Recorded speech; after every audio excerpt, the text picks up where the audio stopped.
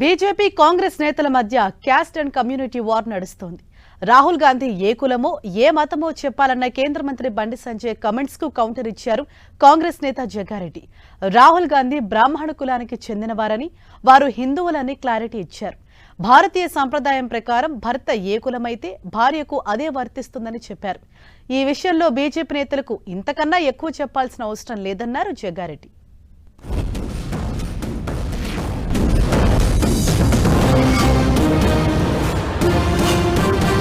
రాహుల్ గాంధీ గారు ఏ కులానికి సంబంధించిన వ్యక్తి, ఏ మతానికి సంబంధించిన వ్యక్తి, ఏ దేశానికి సంబంధించిన వ్యక్తి, ఆయన బీసీయా, ఎస్సీయా, ఎస్టీయా, ఫార్వర్డ్ క్యాస్ట్.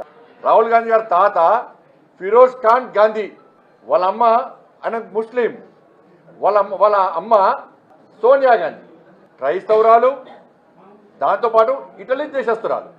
మరి రాహుల్ గాంధీ మీద చర్చ జరగాలి. రాహుల్ గాంధీ గారి యొక్క కుటుంబము బ్రాహ్మణులు, వాళ్ళు బ్రాహ్మణ్స్, వాళ్ళు హిందువులు, ఇది గమనించాలి. అని ఏమైనా డౌట్ ఉంటే అడగొచ్చు ప్రశ్న బండి సంజయ్ గారు. ప్యూర్గా వాళ్ళు బ్రాహ్మణులు, వాళ్ళు హిందువులు. ఈ జవాబు బండి సంజయ్ గారికి సరిపోతుంది.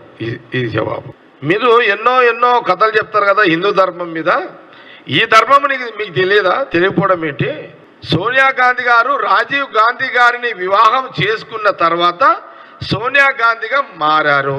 అంటే ఒక ఆడపడుచు భర్త ఏ కులమైతే, ఏ కుల వస్తుడైన ఒక మగవాడిని పెళ్లి చేసుకున్న తర్వాత అతన్ని ఏ కులం ఉంటే ఆ కులానికే ఆ ఆడపడుచు, ఆడ మనిషి ఆమె ఆ కులానికి వర్తింపేది.